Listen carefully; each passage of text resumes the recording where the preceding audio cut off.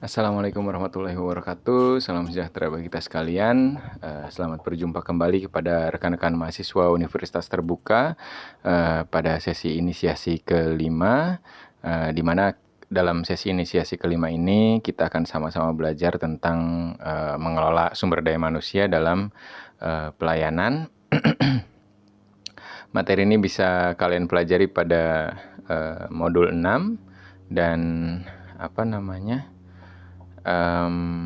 tentu saja pada proses pelayanan publik, SDM atau sumber daya manusia ini memiliki peran yang paling krusial di dalam setiap proses pelaksanaan pemberian layanan kepada publik.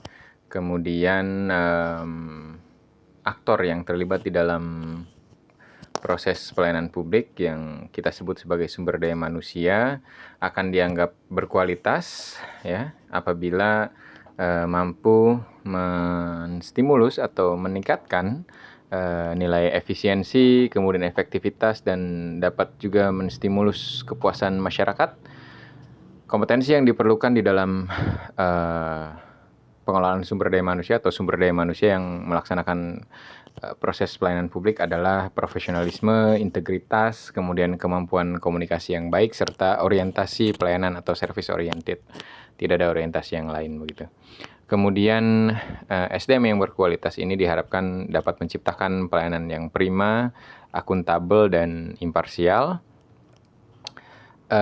Proses untuk memperoleh sumber daya manusia yang kompeten dan sesuai dengan kebutuhan organisasi tentu saja tidak mudah, dan itu harus dilakukan melalui proses rekrutmen yang berasaskan pada meritokrasi. Kemudian prinsip yang dapat ditempuh dari proses rekrutmen tersebut melalui karakteristik yang transparan, adil, objektif, dan juga akuntabel. Secara umum tahapannya mungkin dapat dilakukan secara urut begitu, dari yang pertama yakni menganalisis kebutuhan jabatan dari pelaksana layanan publik, kemudian pengumuman dan pendaftaran tentu saja, kemudian ada seleksi administrasi dan juga kompetensi dasar ya, kemudian juga diperlukan tes psikologi dari wawancara serta tes kesehatan jasmani ya. Barulah nanti ditetapkan hasil seleksinya seperti apa begitu. Itu secara umum ya, jadi dilihat kemampuan akademiknya, kemudian juga mentalitasnya, dan juga kesehatan raganya. Sebagai seseorang yang pernah melalui tahapan itu, tentu saja saya juga merasa bahwa memang diperlukan satu sistem yang berbasis meritokrasi agar para pemberi layanan publik ini benar-benar orang-orang yang memiliki kesehatan jiwa dan raga yang nantinya akan dapat mengeksekusi setiap pelayanan publik, dan juga kemampuan akademik yang akan mendukung setiap proses layanan publik yang diberikan oleh seorang pemberi layanan publik kepada penerima layanan publik, dalam hal ini masyarakat begitu. Tujuan dari proses rekrutmen sumber daya manusia ini adalah untuk tentu saja mendapatkan sumber daya manusia yang kompetensi teknisnya tidak diragukan, kompetensi manajerialnya juga baik, dan juga kemampuan sosial budaya yang juga adaptif begitu. Di Indonesia sendiri para pegawai negeri sipil seperti halnya yang kita ketahui ya, itu memiliki tagline berakhlak begitu. Berakhlak itu sendiri merupakan akronim dari berorientasi pada pelayanan, ber-nya ya. Kemudian A-nya itu akuntabilitas, harus akuntabel seorang pemberi layanan publik. Kemudian K yang pertamanya itu kompetensi, kompeten ya, harus kompeten. Kemudian L-nya itu loyal ya, loyal tentu saja kepada konstituen. Kemudian H-nya itu harmonis, jadi harus mampu mengharmonisasi antara pribadinya dengan tim dan juga bahkan dengan masyarakat.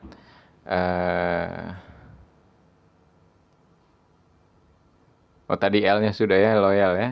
Kemudian A yang kedua itu adaptif, jadi seorang pemberi layanan publik itu harus adaptif kepada setiap situasi yang dihadapi olehnya. Kemudian K yang berikutnya itu kalau tidak salah itu kompeten, capable ya, harus capable. Artinya seorang pemberi layanan publik itu harus memiliki kemampuan untuk senantiasa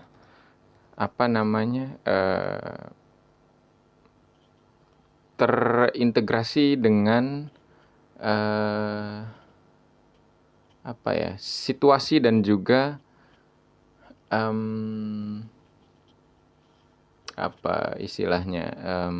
lebih kepada pemahaman dasarnya. Jadi selain situasi, dia juga harus mengintegrasikan dengan kekuatan akademik atau kemampuan akademiknya begitu. Jadi combine lah. Setelah saya cek, ternyata K yang terakhir itu bukan capable tapi kolaboratif ya. Sorry sebagai saya agak lupa begitu. Kolaboratif ya. Jadi ini merupakan satu sikap di mana seorang pemberi layanan publik itu harus mampu mengkolaborasikan dirinya dengan lingkungan sekitarnya. Hampir mirip dengan tadi ya, harmonis ya. Mungkin harmonis lebih kepada menjaga hubungan yang lebih baik, sementara kolaboratif ini harus mau untuk berkolaborasi, bekerja sama begitu, atau bersosialisasi dengan lingkungan sekitarnya, dari mulai sesama pemberi layanan publik dengan masyarakat juga, dan pimpinan juga tentu saja. Kemudian sistem karir dan juga diklat pegawai, kalau di Indonesia kita mengenalnya dengan istilah Latsar itu kalau tidak salah latihan dasar ya. Kalau dulu disebutnya prajabatan begitu. Sistem karir ini tentu saja berdampak pada bagaimana ideologi seorang pemberi layanan publik ketika melaksanakan tugas pokok dan fungsinya sebagai pelayan publik atau public servant.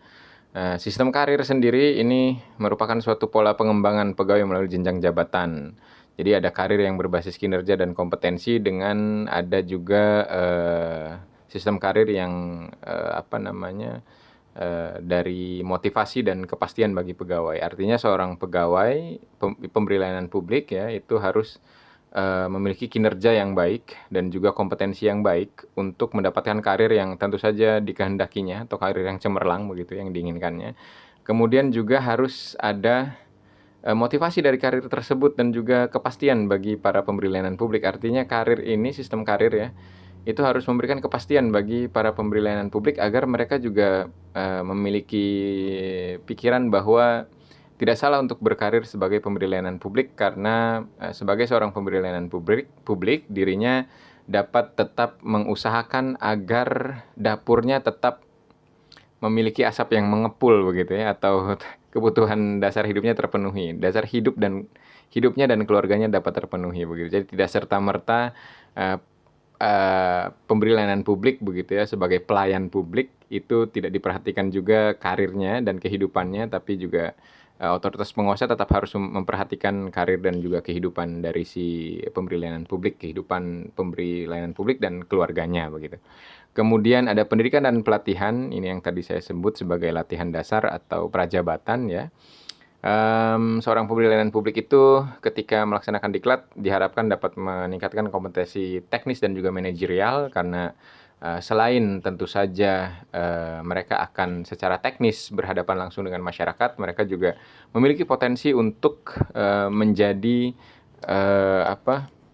atau menempati posisi manajerial ya, mengurus struktur organisasi agar layanan publik yang dilakukannya dapat memberikan kepuasan kepada masyarakat. Kemudian membentuk sikap profesional dan integritas, artinya pemberi layanan publik ini pada akhirnya diharapkan dapat memiliki sifat yang profesional, mampu memisahkan antara urusan pribadi dengan urusan pekerjaan ya. Kemudian juga berintegritas ya, atau jujur, kemudian bersih, transparan, terbuka kepada setiap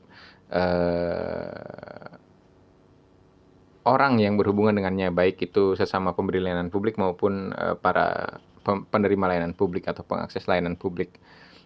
Kemudian dari diklat ini juga diharapkan sumber daya manusia ini dapat dibekali dengan mekanisme menghadapi tantangan dan hambatan di dalam proses pelayanan publik.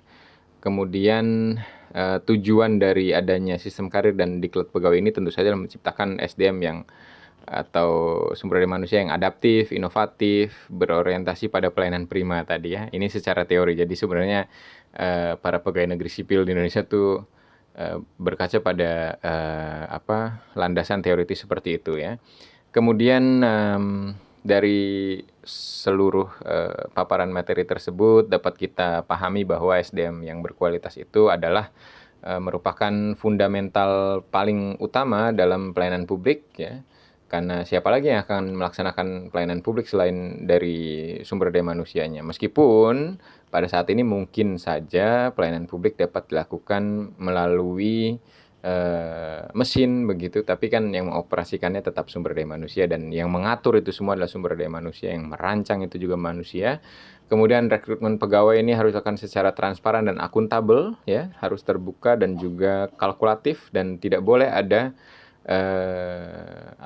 upaya untuk melakukan satu tindakan nepotisme di dalamnya. Kemudian sistem karir dan juga diklat pegawai ini akan memastikan pengembangan kompetensi yang sustainable atau berkelanjutan begitu, sehingga hasil akhir yang diharapkan dapat terwujud adalah terciptanya suatu proses layanan publik yang prima, adil, dan tentu saja berorientasi pada kepuasan masyarakat.